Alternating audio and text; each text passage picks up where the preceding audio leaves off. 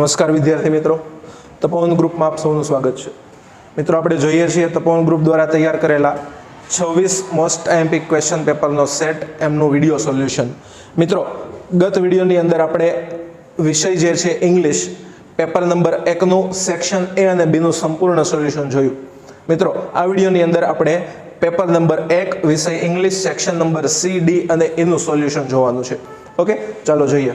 એ પહેલા આ બુકલેટ તૈયાર કરેલા તપોવન ગ્રુપ ઓફ સ્કૂલ વતી આ જે બુકલેટ તૈયાર કરવામાં આવી છે એ બુકલેટમાંથી તૈયારી કરીને 58 જેટલા વિદ્યાર્થીઓએ A1 ગ્રેડ અને 152 જેટલા વિદ્યાર્થીઓએ A2 ગ્રેડ મેળવેલો છે. મિત્રો આ જે છે આ પરિણામની ઝલક તમે જોઈ શકો છો. મિત્રો તમે પણ આ બુકલેટમાંથી તૈયારી કરીને અહીંયા આ જે પરિણામ જે છે તમે પણ મેળવી શકો છો. ત્યારબાદ ધોરણ 12 કોમર્સનું પરિણામ જે છે એ પણ તમારી નજર સમક્ષ છે કે જેમની અંદર 70 જેટલા વિદ્યાર્થીઓએ A1 ગ્રેડ અને 160 જેટલા વિદ્યાર્થીઓએ A2 ગ્રેડ પ્રાપ્ત કરેલો છે, જેમાંથી પ્રથમ નંબર ઉપર વઘાસિયા ધાર્મીબેન જે છે એમણે 700માંથી 672 જેટલા ગુણ પ્રાપ્ત કરેલા છે.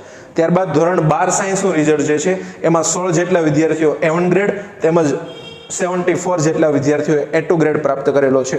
મિત્રો તમે પણ આ પ્રકારનું પરિણામ મેળવી શકો છો તપોવન ગ્રુપ ઓફ સ્કૂલ સાથે જોડાઈને. જોઈએ આગળ. પેપર નંબર 1 ઇંગ્લિશ વિષય છે મિત્રો, સેક્શન સી અને ડી તેમજ સેક્શન ઈ નું સોલ્યુશન આપણે જોવાનું છે.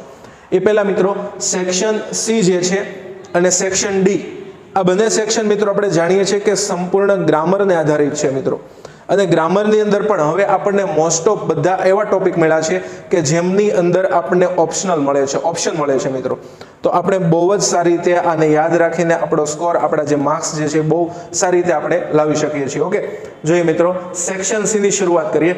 સેક્શન સી ની અંદર પહેલો પ્રશ્ન છે match the language function with the sentence, કે જેમાં એક બાજુ છે એ સેન્ટેન્સ લખેલા છે અને બીજી બાજુ જે છે એ ફંક્શનના નામ લખેલા છે મિત્રો. તો આ સેન્ટેન્સ જે છે આમાંથી કયા ફંક્શનનું છે એ જાણવા માટે આપણે કેટલીક થિયરી જે છે એ કમ્પ્લીટ કરીશું. ઓકે, તો એ થિયરી કમ્પ્લીટ કર્યા બાદ આપણે જોઈ શકીએ છીએ 4 ઓપ્શન છે. પહેલો ઓપ્શન છે સ્પેસિફાઈંગ ટાઈમ, એટલે કે ચોક્કસ સમયનો નિર્દેશ કરવો. સ્પેસિફાઈંગ લોકેશન એટલે કે ચોક્કસ સ્થળનું વર્ણન કરવું. ડિસ્ક્રાઇબિંગ એક્શન એટલે કે કોઈ પણ ક્રિયાનું વર્ણન કરવું. અને ડ્યુરેશન ઓફ ટાઈમ એટલે કે કોઈ પણ ક્રિયા માટે એ સમય જે છે કેટલો લાગેલો છે એના માટે ડ્યુરેશન ઓફ ટાઈમ વપરાય. ઓકે, તો આમના કીવર્ડ્સ જે છે તમને યાદ હશે, કીવર્ડ્સ ઉપરથી આપણે એમના આન્સર ફાઇન્ડ કરી શકીએ છીએ. પહેલું લખ્યું છે વી ઓફન પ્લે ચેસ, અમે કે મોટા ભાગે ચેસ રમીએ. તો આમાં ક્રિયા થાય છે રમવાની, એટલે પહેલા આ 33 નંબરમાં આન્સર આવશે સી. ત્યારબાદ છે father went to office at 10 AM. અહીંયા મિત્રો એટ આપેલું છે, પછી આપેલો છે સમય, તો આ ચોક્કસ સમય થયો. તો ચોક્કસ સમયનું વર્ણન કરવું છે તો વપરાય સ્પેસિફાઈંગ ટાઈમ, એટલે આમાં આન્સર આવશે specifying time. Raj has been studying for 2 hours, એટલે કે 2 કલાક માટે રાજ જે છે 2 કલાક માટે અભ્યાસ કરશે. તો અહીંયા અભ્યાસનો સમયગાળો આપ્યો છે, સમયગાળો એટલે ડ્યુરેશન ઓફ ટાઈમ. ઓકે મિત્રો, પહેલા 33 માં આન્સર આવશે ડિસ્ક્રાઇબિંગ એક્શન, 34 માં આન્સર આવશે સ્પેસિફાઈંગ ટાઈમ એન્ડ 35 માં આન્સર આવશે ડ્યુરેશન ઓફ ટાઈમ. નેક્સ્ટ અહીં આન્સર આપેલા છે, તમે જોઈ શકો છો. ત્યાર પછીનો પ્રશ્ન છે choose and write the appropriate response to complete the conversation, કે અહીંયા જે કન્વર્ઝેશન એટલે કે જે વાતચીત, જે ડાયલોગ આપેલો છે એમને પૂરો કરવાનો છે કાઉન્સમાં આપેલા જે ફંક્શન છે એમના આધારે. મિત્રો આ પણ 3 માર્ક્સમાં પૂછાય. જોઈએ શું લખ્યું છે. ઉમંગ વેર ઇઝ મિનલ. ઉમંગ પૂછે છે કે મિનલ ક્યાં છે, તો નીચે અમન જે છે આન્સર આપણે આપવાનો છે પણ કાઉન્સમાં આપેલા ફંક્શનનો ઉપયોગ કરીને. કાઉન્સમાં લખ્યું છે સ્પેસિફાઈંગ લોકેશન. સ્પેસિફાઈંગ લોકેશન એટલે થાય ચોક્કસ સ્થળનું શું કરવું, વર્ણન. આપણે આગળ જોયું ચોક્કસ સ્થળનું વર્ણન કરવાનું છે. તો she is fine thank you, એમાં કોઈ ચોક્કસ સ્થળ છે નહીં, તો આન્સર એ નથી. શી વિલ કમ અર્લી, તે ઝડપથી આવશે, તો આમાં કોઈ ચોક્કસ સમય નથી. આવશે એવું કીધું છે, ક્યારે આવશે એવું નથી કીધું. આપણે અહીંયા લોકેશન એટલે કે સ્થળનું વર્ણન કરવાનું છે, આમાં સ્થળ છે નહીં. She is in the kitchen, તે રસોડામાં છે, તો અહીંયા સ્થળ છે ઇન ધ કિચન, એટલે આપણા માટે આન્સર શું આવશે મિત્રો, બી. નેક્સ્ટ આન્સર છે B, she is in the kitchen. પછીનો question Neha what are you reading. Neha પૂછે છે કે તમે શું વાંચી રહ્યા છો. નીચે નીતિન જે છે એને આન્સર આપશે, એમાં ખાલી જગ્યા આપી છે અને ઓપ્શન આપ્યો છે ડિસ્ક્રાઇબિંગ થિંગ્સ. થિંગ્સ એટલે થાય મિત્રો વસ્તુનું વર્ણન કરવું. તો વસ્તુનું વર્ણન કરવું છે મિત્રો, તો આપણને ખબર છે કે વાક્યની અંદર વસ્તુનું નામ આપેલું હોય, એ વસ્તુના નામને which, that, it વડે જોડેલું હોય, એવો ફંક્શન, એવો કોઈ પણ કીવર્ડ જે છે એમનો આન્સર બનશે. ઓકે, તો ચાલો પહેલા લખીએ. This is a book that tell you about our freedom struggle. આ એવી બુક છે કે જેમાંથી that એટલે કે જે આપણને કહે છે કે આપણે જે ફ્રીડમ ફાઇટરો જે છે એમની સ્ટ્રગલ વિશે આપણને કહે છે. તો આમાં આન્સર એ આવશે મિત્રો, કારણ કે અહીંયા ઇટ ઇઝ અ બુક એટલું લખ્યું છે, એમાં કોઈ બુકનું વર્ણન નથી, ખાલી એટલું કીધું છે એક બુક છે. I got this book from the library, આ બુક મેં લાઇબ્રેરીમાંથી લીધી, એ પણ એનો આન્સર નથી, એમાં કોઈ બુકનું વર્ણન છે નહીં. પછી છે ઇટ ઇઝ માય બુક, આ મારી બુક છે, એમાં કોઈ બુકનું વર્ણન છે નહીં, એટલા માટે આન્સર આવશે એ. નેક્સ્ટ, ત્રીજો, Leela, since when have you been learning Sanskrit? તમે કેટલા સમયથી સંસ્કૃત શીખી રહ્યા છો? સિન્સ વેન પૂછે મિત્રો એટલે આવે point of time. Point of time નામનો ફંક્શન જે છે એ આપણે આમાંથી આઈડેન્ટિફાઈ કરવાનો છે. પોઈન્ટ ઓફ ટાઈમને આપણે યાદ રાખવાનું કે સિન્સ પછી સમય આપેલો હોવો જોઈએ. શું આપેલો હોવો જોઈએ? સિન્સ પછી સમય. આમાં I like to learn Sanskrit, આમાં સિન્સ પછી સમય ક્યાંય છે નહીં. I have been learning Sanskrit for a long time, for આપ્યું છે તો હાઉ લોંગ વાળું થઈ જાય, એટલા માટે એ તો ડ્યુરેશન ઓફ ટાઈમ થઈ જાય, તો આન્સર એ નહીં આવે. I learn Sanskrit every day, હું દરરોજ સંસ્કૃત વાંચું છું, એ પણ આન્સર નહીં આવે. આન્સર વધ્યો છે B. I have been learning Sanskrit since last month, હું છેલ્લા મહિનાથી સંસ્કૃત શીખી રહી છું. તો આન્સર શું આવશે મિત્રો? બી. ત્યાર પછી complete the sentence choosing the correct option focusing the function in the bracket. 3 માર્ક્સની અંદર આ પ્રશ્ન પૂછાવાનો છે. આમની અંદર પણ તમારે ફંક્શનના આધારે કમ્પ્લીટ જે સેન્ટેન્સ જે છે એ કમ્પ્લીટ કરવાના છે. તો પહેલું સેન્ટેન્સ છે ખાલી જગ્યા you will get good result, તમે સારું રિઝલ્ટ મેળવી શકશો. આગળ ખાલી જગ્યા છે, કાઉસમાં લખ્યું છે ડિસ્ક્રાઇબિંગ કન્ડિશન. કન્ડિશન એટલે શું થાય મિત્રો? આમ જોઈએ તો પરિસ્થિતિ થાય, પણ અહીંયા કન્ડિશન એટલે થશે શરત. હવે શરત દર્શાવી આપણે બરોબર છે, કોઈની પણ પાસે આપણે કંઈ પણ શરત દર્શાવી છે, તો શરત દર્શાવવા માટે મિત્રો વપરાય ઇફ, અનલેસ, સપોઝ, સપોઝિંગ અથવા એઝ લોંગ એઝ. જો 4 ઓપ્શન આપ્યા છે, આ 4 ઓપ્શનમાંથી આમાંથી કોઈ પણ શબ્દ તમને દેખાય એટલે એ સેન્ટેન્સ એમનો જવાબ છે. અહીંયા જો પહેલું લખ્યું છે ઇફ યુ સ્ટડી રેગ્યુલરલી, અહીંયા ઇફ આપ્યું છે, બરોબર છે. ચાલો આન્સર હોઈ શકે, પણ આમને આપણે થોડી વાર સાઈડમાં કરીએ, પહેલા બધા જે ઓપ્શન આપેલા છે જોઈ લઈએ. યુ મસ્ટ સ્ટડી રેગ્યુલરલી, આમાં મસ્ટ આપ્યું છે એટલે આન્સર નહીં આવે. બીકોઝ આપ્યું છે તો આ પણ આન્સર નહીં આવે. ધો યુ સ્ટડી રેગ્યુલરલી, તો આ પણ નહીં આવે. આન્સર આપણો આવશે એ, ઇફ યુ સ્ટડી રેગ્યુલરલી. જો તમે નિયમિત રીતે સ્ટડી એટલે કે અભ્યાસ કરશો તો આપણને અહીંયા પાછળનું વાક્ય કમ્પ્લીટ થાય, you will get good marks, તમે સારા માર્ક્સ મેળવી શકશો. Next, would you like me to help you? શું તમે ઈચ્છો છો કે હું તમારી મદદ કરું? ઓકે, એવું પૂછે છે કે શું તમે ઈચ્છો છો કે હું તમારી મદદ કરું? કાઉન્સમાં આપ્યું છે એક્સચેન્જિંગ પ્લેઝન્ટરીઝ. હવે આપણને કોઈ પ્રશ્ન પૂછે કે શું હું તમારી મદદ કરું એવું તમે ઈચ્છો છો, એટલે આપણે હા પાડીએ. હા પાડીએ પછી એમને કહીએ કે હા વિનંતી કરીને મને આ કામ કરો, અમને આમાં મદદ કરો. તો આમાં જો how will you help me એવો પ્રશ્ન નથી, આપણે આમની અંદર પ્લેઝન્ટરી કહેવાની છે. કેન યુ હેલ્પ મી, શું તમે મદદ કરશો? એને પહેલાં જ કહી દીધું તમારી મદદ કરવા ઈચ્છું છું. Yes please, thank you so much, answer આવશે સી. કારણ કે પ્લેઝન્ટરીઝમાં આપણને શીખવાડે છે કે thank you, sorry, best of luck, congratulation જેવા શબ્દોનો સમાવેશ થાય. તો આન્સર આવશે સી. નેક્સ્ટ, ખાલી જગ્યા for children inquiry as nature. Inquiry as nature એટલે કે દરેક પ્રકારના પ્રશ્નોનો સમાવેશ. પ્રશ્નો આવે તો વાક્ય જે છે કેવું હોવું જોઈએ? પ્રશ્નાર્થ. પણ અહીંયા શરૂઆતમાં ખાલી જગ્યા છે મિત્રો. પ્રશ્નની શરૂઆત હંમેશા ક્યાંથી થાય? તો કે WH થી થાય કે ઉલટ પ્રશ્ન? ઉલટ પ્રશ્નમાં can, could, may, might, must, would, should, am is are, do, does જેવા શબ્દોથી શરૂઆત થાય પણ પ્રશ્ન હોય. તો અહીંયા છે જો do you have story book, અહીંયા શરૂઆત ડુ થી થઈ છે. આ ડુ થી શરૂ થયો છે એટલે પ્રશ્ન હોઈ શકે. આગળ I will buy story book, I થી શરૂ થયો એટલે આ પ્રશ્ન ન હોય, કરતાથી પ્રશ્નની શરૂઆત ન થાય. ધીઝ આર સ્ટોરી બુક, આ પણ પ્રશ્નની શરૂઆત નથી. They are selling story book, અહીંયા પણ ધે થી શરૂ થયો એટલે આ પણ પ્રશ્ન નથી. આન્સર છે એ, એટલા માટે આન્સર શું લખીશું? A. Do you have story books. Next, complete the paragraph filling the blank with the appropriate words from the bracket. બ્રેકેટમાં એટલે કે કાઉન્સમાં આપેલા જે શબ્દો છે, શબ્દોનો ઉપયોગ કરીને આપણે આ ખાલી જગ્યા પૂરવાની છે. મિત્રો આ ખાલી જગ્યા જે છે આપણા ટેક્સ્ટ બુકના કોઈ પણ મિનિંગને આધારિત છે. ટેક્સ્ટ બુકના કોઈ પણ મિનિંગ જે છે એ આ પેરેગ્રાફમાં પૂછાઈ શકે. ઓકે, જો અહીંયા ઇન્શ્યોર આપ્યું છે, ઇમ્પોર્ટન્સ આપ્યું છે, ડેમેજ આપ્યું છે. આવા શબ્દો મિત્રો આપણે યુનિટ 3માં ભણ્યા છીએ. ક્યાં ભણ્યા છીએ? યુનિટ 3માં. તો જોઈએ આમાં શું કહે છે આપણને. પહેલા આપણે મિનિંગ સમજીએ. People have now realise, people એટલે કે લોકોને હવે ખરેખર સમજાવવું જોઈએ કે ધ ખાલી જગ્યા ઓફ ટ્રીઝના શું સમજાવવું જોઈએ? ઇમ્પોર્ટન્સ, એટલે કે પહેલામાં આન્સર આવશે ઇમ્પોર્ટન્સ. ઓકે, પછી of trees to protect the environment we must ખાલી જગ્યા આપણે ફરજિયાતપણે ઇન્શ્યોર એટલે કે ખાતરી હોવી જોઈએ, એટલે બીજામાં આન્સર આવશે ઇન્શ્યોર. આ પહેલામાં આન્સર આવશે, આ બીજામાં આવશે, વધ્યો છે ડેમેજ, શેમાં આવશે? ત્રીજામાં. ઓકે, જોઈએ મિત્રો આન્સર. પહેલામાં શું છે મિત્રો? ઇમ્પોર્ટન્સ. આપણને વૃક્ષોનું મહત્વ જે છે સમજાવવું જોઈએ. વી મસ્ટ ઇન્શ્યોર આપણને ફરજિયાતપણે ખાતરી હોવી જોઈએ ધેટ કે વી ડુ નોટ ડેમેજ એટલે કે નુકસાન પહોંચાડવું જોઈએ નહીં ઓવર એન્વાયરમેન્ટ એટલે કે આપણા એન્વાયરમેન્ટનું, આપણા પર્યાવરણનું. પછીનો પ્રશ્ન સેક્શન સી માં છે find and write the word having nearest meaning. અહીંયા મિત્રો તમને 3 માર્ક્સમાં પૂછાય. 3 નિયરેસ્ટ મિનિંગ અહીંયાથી આપણે આન્સરમાં લખવાના. 3 શબ્દ આપેલા છે, એમની દરેકની સામે 4 ઓપ્શન આપ્યા છે. 4 ઓપ્શનમાંથી સાચો ઓપ્શન પસંદ કરીને આપણે આન્સર લખીશું. પહેલું છે રિમોટ. રિમોટ એટલે થાય આમ વિખૂટું, દૂર થોડું. ઓકે, તો આમાંથી નિયર બાય એટલે તો નજીક થાય. ફાર ઓફ, હા એટલે થોડું દૂર થાય. ઓવરસીસ એટલે કે તો બધાનો સમાવેશ થઈ જાય. ઓવરબોર્ડ એનો તો કોઈ ઓપ્શન નથી. આન્સર આપણો આવશે ફાર ઓફ. એટ્રેક્ટ એટલે કે આકર્ષાવું. હવે ફેશિયન્ટેડ છે, ચાર્મિંગ છે, સેક્રિફાઈસ છે અને રિઝલ્ટ એટલે પરિણામ થાય. સેક્રિફાઈસ એટલે બલિદાન આપવું થાય. ચાર્મિંગ એટલે તો કંઈ મતલબ કે ધ્યાન રાખતો હોય એવું થાય. અને ફેશિયન્ટેડ એટલે આકર્ષાય એવું થાય. તો આનો આન્સર આવશે ફેશિયન્ટેડ. ત્યારબાદ છે સ્લિમ. મિત્રો સ્લિમ છે તો એકદમ ઇઝી ક્વેશ્ચન કહેવાય. સ્લિમ એટલે શું થાય? પતલું.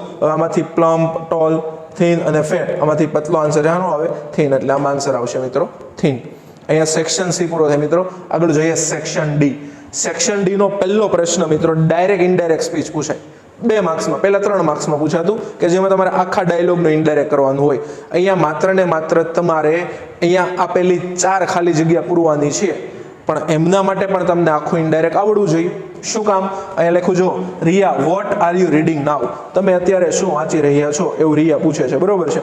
ઓકે, નીચે દી આન્સર આપે છે I am reading black buck at this time, આ સમયે હું બ્લેક બક વાંચી રહી છું. Riya let's visit the Crossword library, ચાલો ક્રોસવર્ડ લાઇબ્રેરી જઈએ. તો આ ડાયલોગ છે એનું ઇનડાયરેક્ટ ઓલરેડી આપણને આપી દીધું છે, અને ઈ ઇનડાયરેક્ટ જે આપ્યું છે એમાં આપણને 4 ખાલી જગ્યા આપી છે. 4 ખાલી જગ્યાની બાજુમાં પણ 3 ઓપ્શન આપ્યા છે. ઈ ઓપ્શનમાંથી ફાઇન્ડ કરીને આપણે આન્સર લખવાનો છે. જોઈએ રિયા આસ્કેડ દિયા. અહીંયા જો પહેલો વાક્ય જે છે કોણ બોલે છે મિત્રો? રિયા. તો પહેલા શું લખ્યું છે? રિયા. પછી જો પ્રશ્નાર્થ વાક્ય હતું એટલે શું આપ્યું છે મિત્રો? અહીંયા રિપોર્ટિંગ વર્બ તરીકે આસ્કેડ. પછી સામેવાળી વ્યક્તિનું નામ આપી દીધું છે દિયા. પછી વોટ આપ્યું. વોટ એટલે અહીંયાથી શરૂ થયું. હવે પ્રશ્નાર્થ વાક્ય હોય તો કરતા આગળ લેવો પડે અને ટુ બી નું રૂપ ક્યાં લેવું પડે? પાછળ. હવે કરતા આગળ આવે એટલે કરતા તરીકે યુ, એટલે અહીંયા યુ એટલે કોણ મિત્રો? દિયા. દિયા માટે શું વપરાય? ધેય, શી કે હર? શું વપરાય મિત્રો દિયા માટે? દિયા માટે વપરાશે અહીંયા કરતા છે એટલા માટે શી, એટલે પહેલામાં આન્સર આવશે મિત્રો she. Was reading then. Riya ખાલી જગ્યા. હવે આ પ્રશ્નાર્થ વાક્ય છે, નીચેનું વાક્ય જે છે એ જવાબ કહેવાય. શું કહેવાય મિત્રો? જવાબ. જવાબ માટે શું વપરાય? સેડ, ટોલ્ડ કે રિપ્લાઇડ? શું વપરાશે? રિપ્લાઇડ, એટલે આમાં આન્સર આવશે replied. That she was reading black buck at that time. Riya ખાલી જગ્યા. આ બીજું વાક્ય મિત્રો પૂરું થઈ ગયું. જો અહીંયા એટ ધેટ ટાઈમ છે, ટાઈમ અહીંયા આવી ગયું, પૂરું થઈ ગયું. ત્રીજું વાક્ય શરૂ થયું ક્યાંથી? રિયાથી. હવે રિયા બોલનાર વાક્ય, બોલનાર નામ આવી જાય પછી હંમેશા શું આવે મિત્રો? રિપોર્ટિંગ વર્બ આવે. શું આવે? Reporting verb. અહીંયા રિપોર્ટિંગ વર્બ આપેલા છે, સેડ છે, સજેસ્ટેડ છે, ઓર્ડર છે. રિપોર્ટિંગ વર્બ હંમેશા આપણે વાક્યના પ્રકાર પ્રમાણે, વાક્યનો પ્રકાર છે લેટ્સ વાળું વાક્ય, લેટ્સ વાળું વાક્ય હોય એટલે રિપોર્ટિંગ વર્બ આવે મિત્રો સજેસ્ટેડ. આન્સર આવશે સજેસ્ટેડ. ધેટ ખાલી જગ્યા. હવે એમનું રિપોર્ટિંગ વર્બ પછી આવે સંયોજક. સંયોજક આવે ધેટ, they should.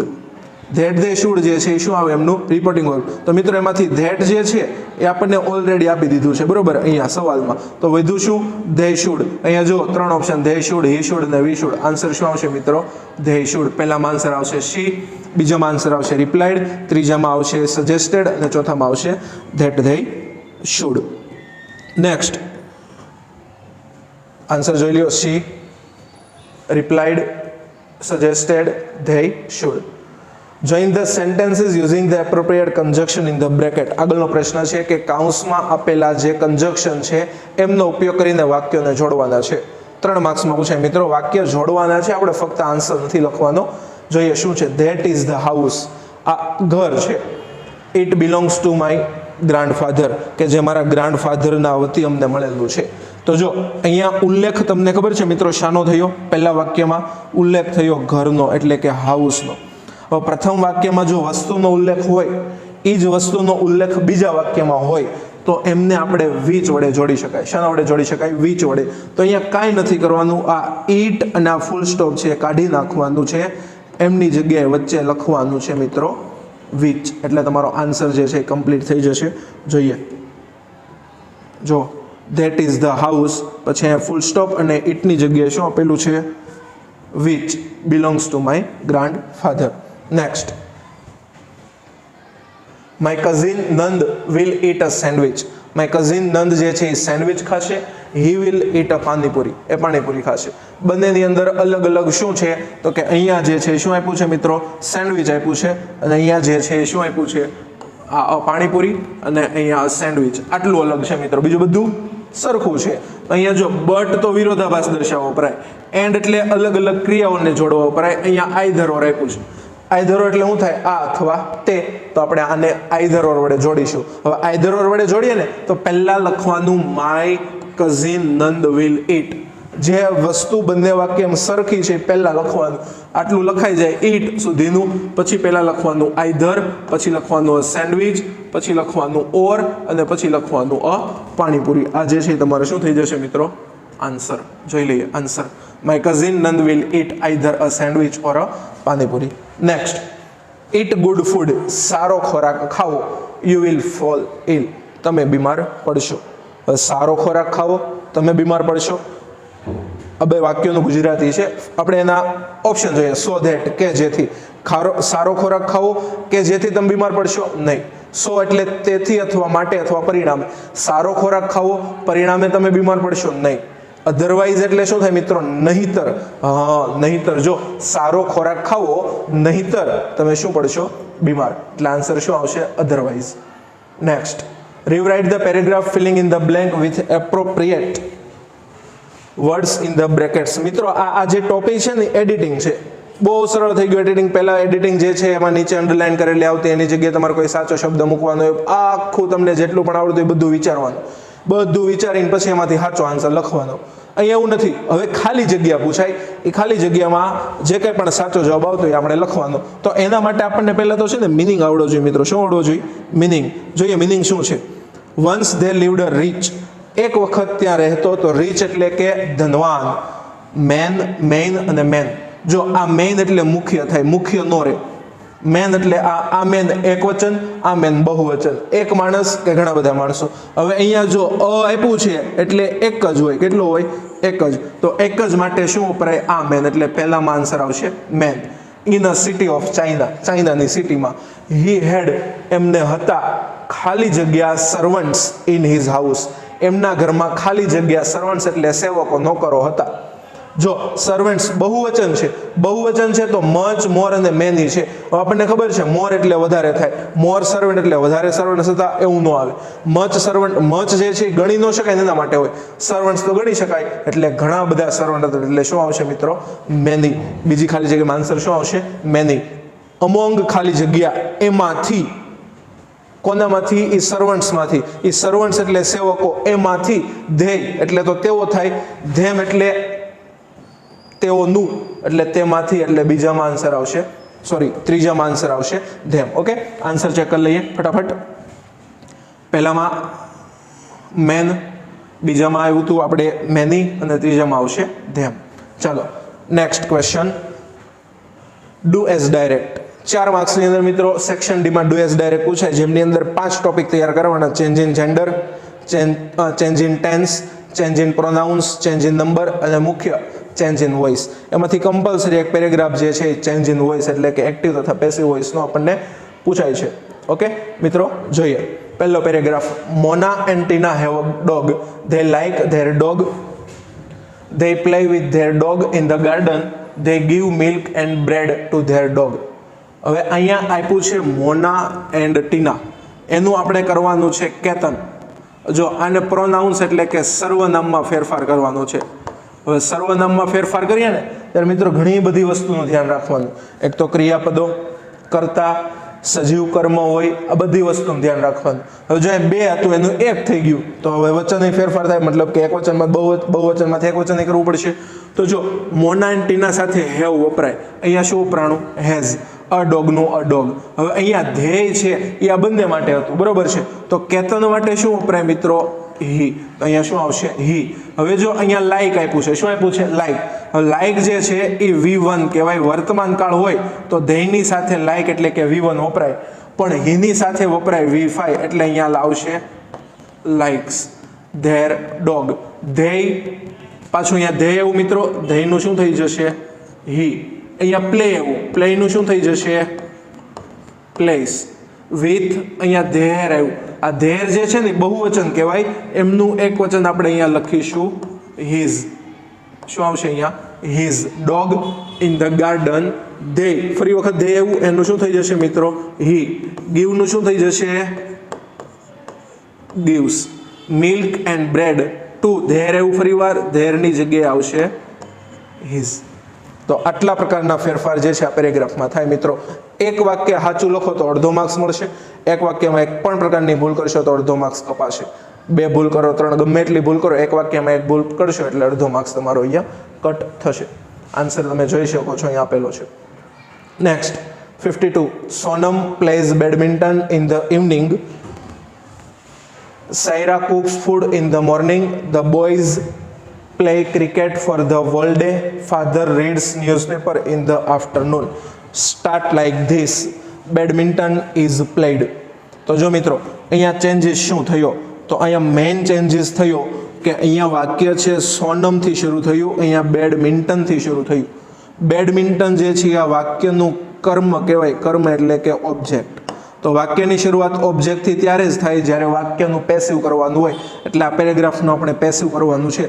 તો પહેલાં ઓબ્જેક્ટ લખીશું, પછી લખીશું આપણે ટુ બી, પછી લખીશું આપણે V3 નું રૂપ, પછી લખીશું પ્રત્યય બાય, પછી આપણે લખીશું કર્તા એટલે કે સબ્જેક્ટ, અને લાસ્ટમાં લખીશું એમની અંદર અધર વર્ડ્સ આવતા હોય તો પહેલું વાક્ય અહીંયા તમને આપેલું છે બેડમિન્ટન ઇઝ પ્લેડ, આટલું આપ્યું છે એટલે ઓબ્જેક્ટ આપ્યું છે, ટુ બી આપ્યું છે અને V3 આપ્યું છે. આપણે બાય લખવાનું, બાય. સબ્જેક્ટ શું છે આમાં? સોનમ. તો અહીંયા લખીશું આપણે સોનમ.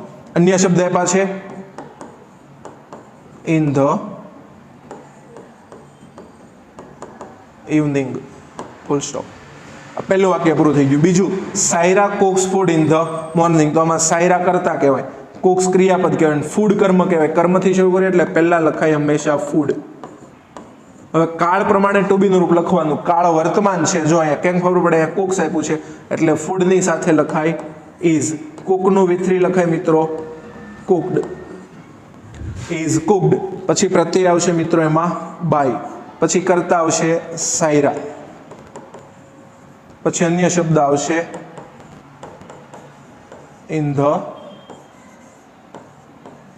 Morning, full stop. ત્રીજું વાક્ય, the boys play cricket four the whole day. The boys કરતા, પ્લે ક્રિયાપદ અને ક્રિકેટ કર્મ. કર્મથી શરૂ કરીએ, પહેલા લખવાનું કર્મ ક્રિકેટ. ચલો, કાળ વર્તમાન છે એટલે ક્રિકેટની સાથે વપરાય ઇઝ. ક્રિયાપદ પ્લે છે, પ્લેનું V3 લખાય પ્લેડ, પછી પ્રત્યય લાગશે બાય. કર્તા તરીકે શું છે મિત્રો? The boys. પછી આ અન્ય શબ્દમાં આવશે four the whole day, full stop. પછી છે father reads newspaper in the afternoon. Father એટલે કે પિતા, કરતા રીડ્સ ક્રિયાપદ, ન્યૂઝપેપર કર્મ એટલે પહેલા લખીશું ન્યૂઝ પેપર. એક વચન છે એટલે આવશે ઇઝ, V3 રીડનું રેડ, પ્રત્યય આવશે બાય, કરતા આવશે ફાધર અને અન્ય શબ્દ આવશે ઇન ધ આફ્ટરનૂન. સમજાઈ ગયું મિત્રો? આનો આન્સર જે છે હું તમને જણાવી દઉં છું આગળ. આ જે છે એનો આન્સર છે અહીંયા હું તમને છતાં પણ કહી દઉં છું. Badminton in play by in the food is cooked by Saira in the morning. Cricket is played by the boys for the whole day.